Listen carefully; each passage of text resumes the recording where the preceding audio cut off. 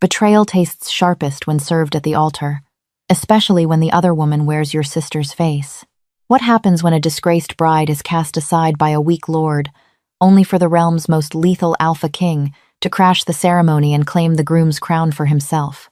Rain battered against the stained glass windows of St. Jude's Cathedral, casting fractured prisms of colored light across the cold stone floor. Georgia Margaret Alcott stood at the precipice of her new life, shivering slightly beneath the heavy layers of her ivory velvet gown. The fabric was embroidered with the silver crest of her family's pack, interwoven with the howling wolf insignia of her soon-to-be husband. Beside her stood Abram William Kingsley, the future alpha of the Silver Pine territory. He was everything a high-born maiden of the medieval northern realm was taught to desire: tall, broad-shouldered, with eyes the color of pale winter morning and a lineage as old as the mountains. Yet, as the high priest of the moon goddess raised the ceremonial groom's crown, a delicate, ancient circlet wrought from oxidized silver and intertwined with dried wolfsbane, Georgia felt a terrifying void radiating from the man beside her. Their union had been arranged for 5 years. It was a strategic alliance designed to merge the wealthy, resource-rich lands of the Alcott family with the military might of the Kingsley pack. Georgia had spent her entire adolescence preparing for this exact moment. She had learned the ancient prayers, mastered the political dances of the northern courts, and accepted her place as a dutiful Luna. She had even convinced herself that the polite, albeit distant affection Abram showed her was love. But today, the air between them was unnaturally cold. The mating bond, a sacred tether that should have been sparking to life as they stood before the altar, was non-existent. Abram Kingsley, the high priest intoned, his voice echoing off the vaulted ceilings, carrying over the hundreds of noble wolves gathered in the pews. Do you accept this woman, Georgia Margaret Alcott, as your fated mate and sworn Luna? Will you bear her burdens, protect her throat, and share your soul until the goddess calls you home? Silence stretched. It was not the pregnant, joyous silence of a dramatic vow, but a suffocating, heavy dread. Georgia turned her head beneath her sheer veil, looking up at Abram. His jaw was clenched so tight the muscles ticked in his cheek. He was not looking at the priest. He was not looking at her. His pale eyes were fixed on the front row of the congregation. Georgia followed his gaze, her heart dropping into her stomach. Standing in the front pew, wearing a gown of emerald green that brazenly defied the traditional muted colors of a wedding guest, was Beatrice Rose Alcott, Georgia's younger sister. Beatrice possessed the fiery, chaotic beauty that Georgia lacked. Where Georgia was quiet, dutiful, and possessed a subdued, dormant wolf spirit, Beatrice was fierce, uninhibited, and radiated the intoxicating pheromones of a prime female in peak form. Abram, Georgia whispered, the sound barely escaping the tightness of her throat. Abram blinked, finally looking down at her. There was no warmth in his gaze, only a heavy, burdened pity that cut deeper than any blade. I am sorry, Georgia, he murmured, his voice low but carrying the rumbling resonance of his wolf. Before she could process the apology, Abram took a step back from the altar. The collective gasp from the congregation was akin to all the oxygen being sucked from the massive cathedral. Noble lords half rose from their wooden seats, and the whispering began instantly a rising tide of scandalous murmurs. I cannot take these vows, Abram declared, his voice now projecting so the entire cathedral could hear. He raised his chin, adopting the authoritative posture of a leading alpha, though his actions were tearing the sacred traditions apart.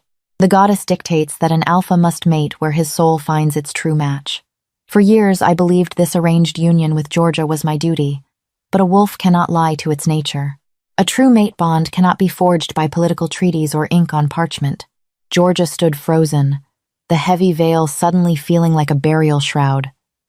What are you doing? She choked out, her hands trembling as she clutched her bouquet of white winter roses so tightly the thorns pierced her leather gloves.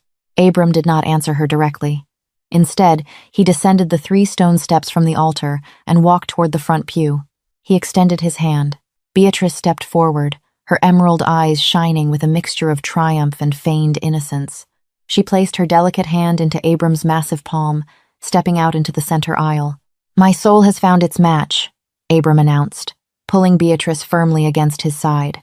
The scent of them pine needles mixed with Beatrice's overwhelming aroma of crushed wild berries flooded the cathedral, solidifying the truth. They were a match. A recent, fiercely burning match. Beatrice is my fated mate. I formally reject the betrothal to Georgia Alcott. I will take her sister Beatrice as my Luna and wife.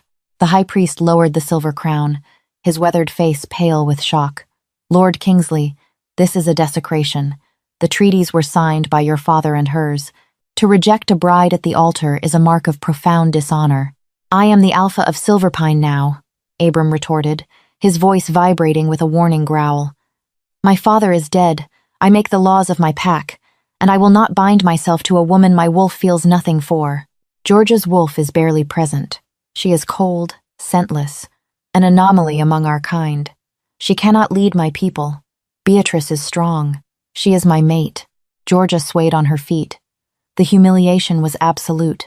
It was not just a rejection of marriage, it was a public execution of her character, her worth as a werewolf, and her femininity. Her own sister stood there, intertwining her fingers with the man who had promised Georgia his life. Beatrice offered a small, pathetic look of apology that did not reach her triumphant eyes. Sister, forgive me, Beatrice said, her voice laced with a honeyed sweetness that made Georgia sick to her stomach. We tried to fight it, but the moon goddess willed it. We cannot defy fate. Georgia wanted to scream. She wanted to summon her wolf, to shift and tear the emerald gown from her sister's back. But Abram was right about one thing. Her wolf had always been inexplicably silent, buried so deep within her psyche. Georgia rarely felt more than a phantom itch beneath her skin.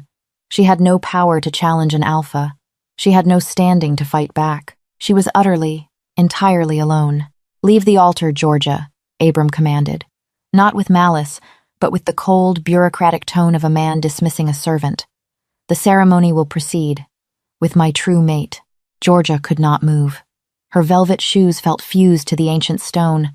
The whispers of the high-born guests merged into a deafening roar in her ears. Defective, jilted, spinster, pathetic. I said, step down, Abram repeated, a dominant alpha command lacing his tone, meant to force her body into submission. Before the command could force her knees to buckle, the massive oak and iron doors at the rear of the cathedral exploded open. The sound was like a cannon blast.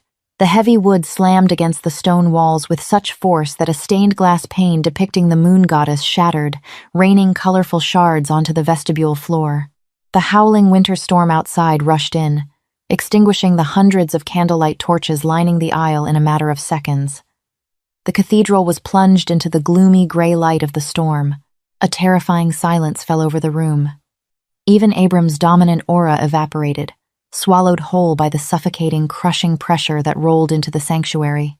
It was an aura so dense, so terrifyingly powerful, that several weaker wolves in the back pews immediately dropped to their knees, whimpering in involuntary submission. The scent was intoxicating and lethal like ozone right before a lightning strike, mixed with dark cedar and ancient earth. Footsteps echoed against the stone. Slow, methodical, heavy with the weight of absolute authority. From the shadows of the vestibule emerged a figure wrapped in a sweeping cloak of black wolf fur. As he stepped into the dim light, the congregation collectively stopped breathing. It was Valerius Dominic Wells, the Alpha King of the unified Northern Territories, the Sovereign of Shadows. Valerius was a living legend, a warlord who had united the fractured Northern Pacts through sheer, unadulterated power and ruthless cunning. He rarely left his fortress in the Obsidian Peaks, and he certainly did not attend the provincial weddings of his vassals. Yet here he was, standing well over 6.5 feet tall, clad in armor of blackened steel and dark leather that absorbed the meager light. His hair was as dark as a raven's wing, falling just past his shoulders, and his eyes were a piercing, luminescent amber that glowed in the cathedral's gloom. He didn't look like a king attending a celebration. He looked like a god of war demanding a sacrifice. Who dares command a daughter of the ancient lines to step aside like a common stray? Valerius's voice was a low, resonant baritone that bypassed the ears and vibrated directly against the bones. Abram swallowed hard, his previous bravado faltering. He instinctively pushed Beatrice slightly behind him, recognizing the lethal threat of the king's presence. My king, Abram managed, bowing his head in a show of respect. We did not expect you. You honor us with your presence. But this is a pack matter, an internal dispute of mating rights.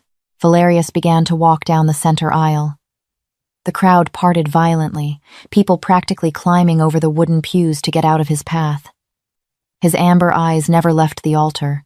He completely ignored Abram, his gaze locking onto the trembling figure of Georgia, still draped in her white gown and veil. An internal dispute, Valerius repeated softly, the mockery evident in his tone. He reached the front of the aisle, standing between Abram and the altar. The sheer size of the king made Abram look like an untrained pup. I received word that the Alpha of Silverpine was breaking a blood-sworn treaty signed under my royal seal. I came to see if the rumors of your staggering stupidity were true, Kingsley. It appears they were understated. Abram flushed, his pride warring with his survival instincts. My king, the treaty was signed under the assumption of a viable union, but Georgia's wolf is dormant. She is unfit to be a Luna. The goddess has blessed me with her sister instead. I am merely following the divine law of the mate bond. The divine law, Valerius mused. He finally tore his gaze away from Georgia to look at Abram and Beatrice. He sneered, his upper lip curling to reveal the edge of an elongated canine. You speak of divine law while standing in a house of worship, attempting to swap brides like horses at a market. You claim her wolf is dormant. You claim she is unfit. Valerius turned his back on Abram, dismissing him entirely an insult of the highest order among alphas, showing he considered Abram absolutely no threat. He ascended the 3 stone steps to the altar. He stopped directly in front of Georgia. Georgia's breath caught in her throat. Up close, the king was terrifyingly beautiful. A jagged scar ran down the left side of his jaw, a testament to the brutal wars he had fought. The scent of ozone and cedar wrapped around her, and for the first time in her 22 years of life, the phantom itch beneath her skin ignited into a raging inferno. Her heart hammered against her ribs. Her vision tunneled. Mate. The word echoed in her mind, not a gentle whisper, but a ferocious roar from the wolf she had thought was dead. The shock of it nearly made her collapse. Valerius reached out with a large, heavily scarred hand. His touch was surprisingly gentle as he grasped the edge of her sheer veil and slowly lifted it over her head, exposing her pale, tear-streaked face. His amber eyes softened for a fraction of a second, scanning her features as if memorizing a map to a hidden treasure. For 5 years, Valerius said, his voice dropping to a murmur meant only for her, though the silent cathedral heard every word. I allowed you to remain hidden in this pathetic territory because the seers told me the time was not right. I allowed this fool to court you, knowing his weak blood would never awaken your true nature. I waited until the celestial alignment dictated your curse would break. Georgia stared at him, bewildered. My curse? Valerius didn't answer her directly. Instead, he turned to the trembling high priest. He reached out and effortlessly plucked the silver and wolfsbane groom's crown from the priest's hands. The wedding will proceed, Valerius announced to the silent room. He turned the silver circlet in his hands, inspecting it with mild disdain before placing it squarely upon his own dark head. The image was surreal, the terrifying, armor-clad Alpha King wearing the delicate wedding crown of a provincial lord. He turned back to the crowd, his amber eyes locking onto Abram, but the groom has been replaced. Chaos erupted in the cathedral. Whispers turned into shouts, gasps into cries of outrage and confusion. The sheer audacity of the Alpha King claiming a bride at the altar of another man's wedding was unheard of in the history of Ethelgard.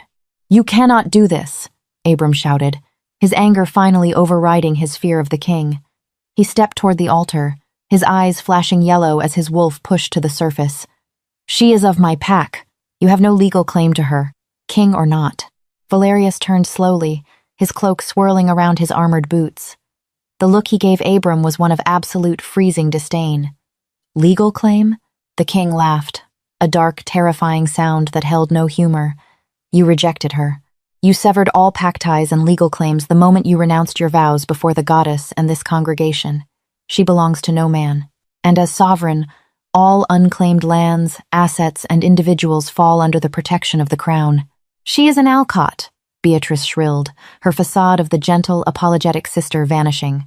She is a defective wolf. Why would the king want the cast-offs of the Silverpine pack? Valerius's gaze snapped to Beatrice. The sheer pressure of his anger forced Beatrice to her knees, her hands flying to her throat as if she were suffocating. "Speak of your betters with respect, little snake," Valerius commanded, his voice dark and deadly. "Or I will tear your tongue from your mouth and feed it to the ravens." He turned back to the crowd, raising his voice so it echoed against the high vaulted ceilings. "You call her defective. You call her dormant. Fools, all of you. You are blind to what stands before you." Valerius reached out and gently took Georgia's hand. His skin was burning hot against her freezing fingers. Georgia's wolf is not dormant. It was bound. Bound by a blood curse placed upon her by her own mother, who feared the power of a true Royal Omega. A collective gasp echoed through the room. Royal Omegas were myths, legends from the old world. They were wolves of immense spiritual power, capable of calming raging alphas, healing catastrophic wounds, and bearing heirs of unfathomable strength. They were the most prized, revered mates in werewolf history, hunted to near extinction centuries ago. "A Royal Omega emits a scent so powerful it drives unmated alphas to madness," Valerius explained, his amber eyes scanning the crowd. Her mother placed a binding seal on her core to hide her, to make her appear scentless and weak, so she would survive. But the seal was tied to her innocence and her emotional stability. The trauma of absolute betrayal. Valerius smiled grimly at Abram. It was exactly what was needed to shatter the binding. As if on cue, the burning sensation within Georgia erupted. She gasped, arching her back as a sudden blinding heat flared in her chest.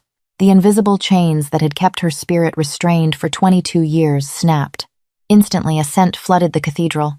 It was not the simple, pleasant smell of pine or berries. It was the scent of night-blooming jasmine, rain-soaked earth, and raw, untamed power. It was intoxicating. It was heavy. Around the room, several unmated male wolves groaned, their eyes flashing glowing colors as their inner beasts reacted violently to the overwhelming pheromones of a Royal Omega entering her awakening. Abram staggered backward, his eyes wide with shock and sudden, desperate greed. He inhaled deeply, his wolf recognizing the catastrophic mistake he had just made. The dull, scentless woman he had discarded was suddenly radiating an aura that rivaled the king's. "Georgia," Abram breathed, taking a step toward her, entirely forgetting the woman kneeling beside him in the green dress. "Georgia. Wait. I didn't know. The rejection. We can undo it. The priest hasn't finalized." Valerius moved so fast he was nothing but a blur of black and steel. In less than a second, he was off the altar and standing chest to chest with Abram. The king's hand shot out, wrapping around Abram's throat. He lifted the silver pine alpha off his feet with one arm, suspending him in the air. Abram choked, his legs kicking wildly as Valerius's grip tightened like an iron vice. "If you ever speak her name again," Valerius whispered, the sound carrying easily in the dead silence of the terrified church, "I will rip your head from your shoulders and mount it on the gates of my fortress." "You threw away a diamond to pick up a shiny rock, Kingsley. Now, you will live with your choice." Valerius tossed Abram aside like a broken doll. The alpha crashed into the heavy wooden pews, splintering the ancient oak. Beatrice screamed, scrambling over to him, her beautiful emerald dress tearing on the wood. Valerius did not spare them another glance. He walked back up the steps to Georgia. She was trembling violently, overwhelmed by the sudden influx of her wolf's senses. Colors were brighter, the scents of the room were deafening, and the bond pulling her to the giant man before her was a physical ache in her chest. "Breathe, little wolf," Valerius murmured, his voice softening entirely. He unclasped the heavy black wolf fur cloak from his shoulders and wrapped it around Georgia's shivering frame. It smelled intensely of him, of safety, power, and home. "The awakening is harsh, but you are not alone anymore. I have you." "Why did you come for me?" Georgia whispered, clutching the edges of his cloak, her mind spinning as she stared up into his luminescent eyes. "Because you were always mine," Valerius replied simply. He looked out at the high priest, who was cowering behind the altar. "Complete the binding rite. Now." The priest fumbled with his ceremonial dagger and the silver chalice. "But, my king, the banns have not been read. The preparations. I am the king of the north. My word is law. Read the rites, or I will find a priest who can," Valerius growled. Trembling, the priest began the ancient chants of the moon goddess. Valerius took Georgia's hands in his. For the first time in her life, she felt entirely seen. The man before her did not look at her with pity or obligation. He looked at her with a fierce, possessive reverence that made her newly awakened wolf purr in deep, resonant contentment. As the final words of the blessing were spoken, Valerius leaned down. His lips brushed hers, a promise sealed in front of the very people who had gathered to watch her downfall. The mating bond snapped into place, a brilliant, blinding tether of light in her mind. "Come, my queen," Valerius said, turning away from the altar and keeping Georgia securely tucked under his arm. They walked back down the aisle, the Alpha King still wearing the silver groom's crown. The congregation bowed their heads, parting in absolute submission. Georgia did not look back at Abram, who was clutching his bruised throat, staring in horrified realization at the throne he had just lost. She did not look at her sister's pale, jealous face. She walked out of the shattered doors of the cathedral and into the storm, stepping out of the shadow of betrayal and into the arms of the king. The obsidian peaks were not merely a fortress. They were a monument to the unyielding power of the north. Hewn from the dark, volcanic rock of the surrounding mountains, the royal citadel loomed over the valleys like a sleeping dragon. For Georgia Margaret Alcott, this imposing structure had become something she never anticipated: a sanctuary. In the 6 months following the disastrous wedding at St. Jude's Cathedral, Georgia underwent a metamorphosis that left the entire kingdom in awe. The breaking of her mother's binding curse had not just awakened her wolf, it had unleashed a tidal wave of dormant energy. As a royal Omega, Georgia possessed abilities that had been relegated to history books and fireside myths. Her mere presence in the great halls of the citadel brought a palpable sense of peace to the often volatile royal guard. Her scent, that intoxicating blend of night-blooming jasmine and rain-soaked earth, soothed the aggressive instincts of Valerius's most battle-hardened warriors, allowing the king's armies to train and operate with unprecedented unity. More importantly, the bond between Georgia and Valerius Dominic Wells blossomed into a formidable partnership. Valerius was not the tyrant the provincial lords whispered about in the dark. Behind the closed doors of their private chambers, the Sovereign of Shadows was fiercely devoted, incredibly patient, and entirely captivated by his mate. He did not treat her as a fragile prize to be protected, but as an equal whose intuition and emotional intelligence perfectly balanced his militaristic ruthlessness. Meanwhile, life in the Silverpine territory had descended into absolute chaos. Abram William Kingsley quickly learned that a mate bond based on lust and superficial dominance could not sustain a pack. Beatrice Rose Alcott was beautiful and fierce, but she lacked the discipline, the empathy, and the political acumen required of a true Luna. When the brutal northern winter set in, the consequences of Abram's broken vows materialized with devastating clarity. The trade treaties between the Alcott family and the Kingsley pack had been instantly nullified the moment Abram humiliated Georgia. Without the crucial grain shipments and medicinal herbs from the Alcott estates, Silverpine's storehouses ran dangerously low. Adding to their ruin, neighboring packs, sensing Abram's weakness and eager to curry favor with the Alpha King, began heavily taxing Silverpine's borders. Abram's people were starving, his warriors were defecting, and the whispers of rebellion grew louder with every passing blizzard. Desperation breeds audacity. Which was why, on the coldest morning of the solstice, the heavy iron gates of the Obsidian Peaks groaned open to admit 2 unexpected and highly unwelcome guests. Georgia was seated in the sunlit solar, reviewing agricultural reports with Lord Henry Beaufort, the king's master of coin, when the heavy oak doors swung open. Valerius entered, his armor dusted with fresh snow, his jaw tight. The lethal stillness of his posture communicated instantly that something was wrong. "My king?" Georgia asked, setting her parchment aside. "We have beggars at the gates, my queen," Valerius replied, his voice a low, dangerous rumble. He crossed the room, pulling her up by the waist and pressing a kiss to her temple to soothe his own agitated wolf. "Abram Kingsley and your sister have requested an audience. They seek royal aid for Silverpine." Georgia stiffened, the phantom memory of her humiliation flashing behind her eyes. But then, she felt the steady, thrumming power of her Omega core. She was no longer the trembling, defective bride standing at the altar. She was the Queen of the North. "Bring them to the Great Hall," Georgia commanded softly, her voice steady. "It is time we settled the debts of the past."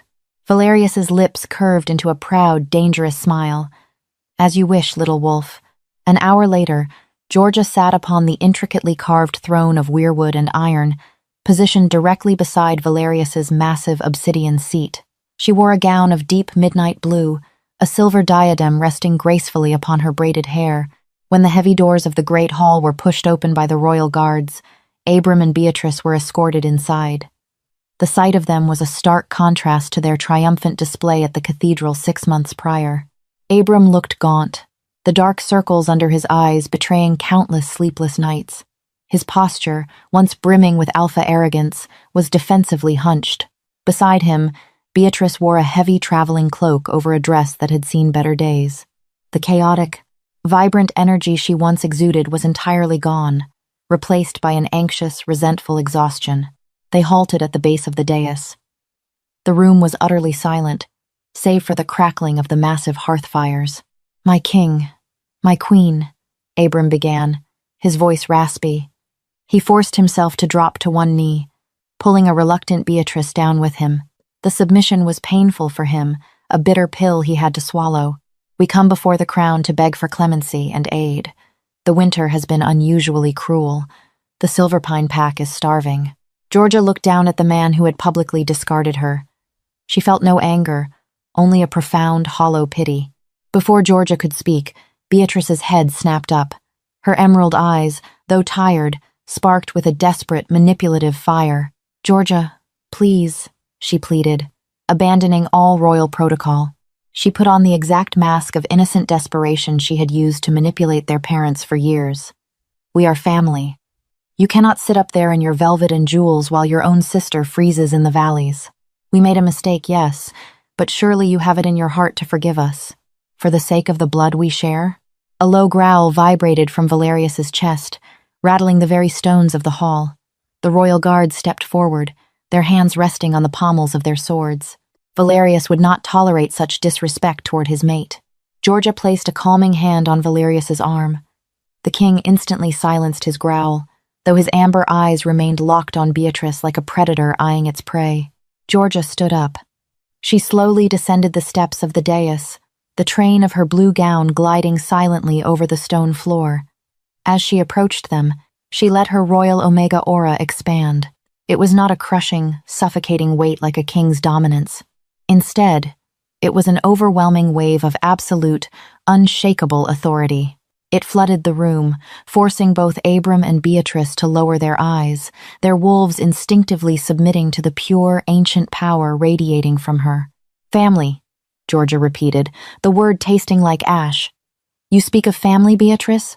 Where was your familial loyalty when you stood in St. Jude's Cathedral, wearing emerald green, and plotted to strip me of my dignity, my future, and my pack?" "We couldn't help the mate bond," Beatrice cried, her voice cracking under the pressure of Georgia's aura. "You engineered it," Georgia corrected sharply, her tone leaving no room for argument. "Do not mistake my previous silence for stupidity. I know you flooded Abram's chambers with your pheromones for weeks leading up to the wedding. I know you orchestrated the rejection. You wanted a crown, Beatrice. You wanted the prestige of being a Luna." Georgia gestured gracefully toward Abram's kneeling, defeated form. "Well, you have it. You stole a hollow crown, and now you are crumbling beneath its weight." Abram looked up, his eyes filled with a desperate, pathetic longing as he stared at Georgia. He finally saw her, truly saw her, not as the quiet, dutiful girl he had dismissed, but as the radiant, powerful woman who could have saved his entire lineage. The intoxicating scent of her omega nature hit him like a physical blow, a cruel reminder of what he had thrown away. "Georgia, I was a fool," Abram rasped, his voice trembling. "I was blinded by lust and pride. My wolf howls for you every night. The goddess was punishing me by blinding me to your true nature. If you return to Silverpine, if you claim your rightful place, the pack will thrive again. We can annul." The air in the great hall literally snapped. Before Abram could finish his treasonous sentence, Valerius was on his feet. The king did not walk.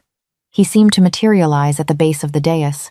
The sheer, apocalyptic fury rolling off Valerius was so intense that the stained glass windows of the hall rattled in their frames. The king's eyes were completely luminescent, glowing with the terrifying, untamed rage of his inner beast. "You dare," Valerius whispered, his voice a lethal hiss that echoed through the cavernous room. "You dare come into my home, stand before my throne, and proposition my mate? Abram fell backward onto the stone, scrambling away as the king loomed over him. "My king, please, mercy. I only meant—" "You meant to insult the crown," Valerius roared, the sound deafening. "You meant to treat the royal queen as a bargaining chip for your failing, pathetic territory." Valerius reached for the massive broadsword strapped to his back, the steel singing as it cleared the scabbard. Beatrice screamed, burying her face in her hands. "Valerius, wait." Georgia's voice was soft, yet it cut through the king's blinding rage like a knife through silk.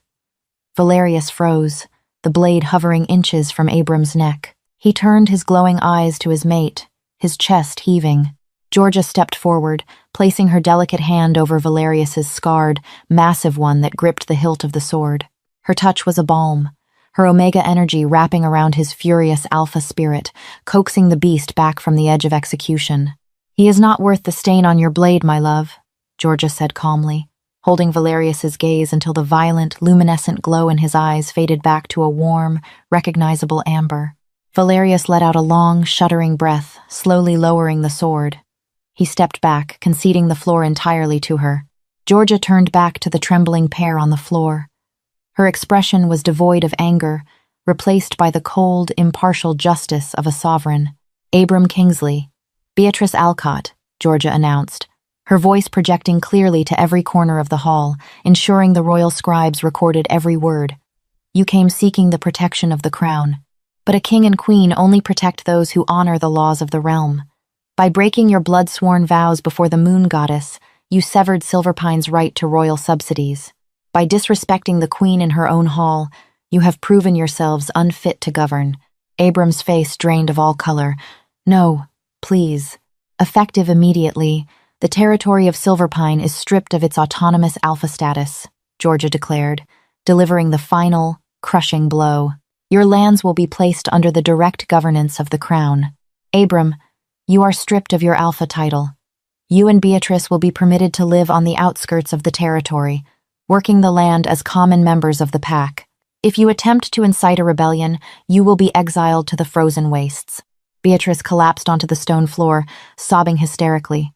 The grand, luxurious life she had schemed and betrayed her own sister to attain had completely evaporated, leaving her with a lifetime of hard labor and public disgrace. Abram remained frozen, staring blankly at the floor as the weight of his monumental failure crushed the last remnants of his pride. "Guards," Valerius commanded, stepping up beside his queen. "Escort them out.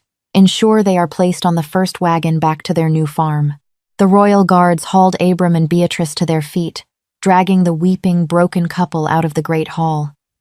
The heavy oak doors slammed shut behind them, sealing their fate. The silence that followed was peaceful. The heavy, toxic energy they had brought into the room dissipated, leaving only the warmth of the hearth and the quiet strength of the ruling monarchs. Valerius turned to Georgia, sheathing his sword. He reached out, gently cupping her face in his large, calloused hands. The ferocious warlord was entirely gone, replaced by a man looking at the center of his universe. "You are magnificent," Valerius murmured, tracing the line of her cheekbone with his thumb. "A true queen." Sparing his life was a harsher punishment than taking it. Georgia smiled, leaning into his touch. The phantom itch beneath her skin was gone forever, replaced by the steady, powerful heartbeat of her awakened wolf. "I didn't do it to punish him, Valerius. I did it because I am no longer tied to the past. They are nothing to me now.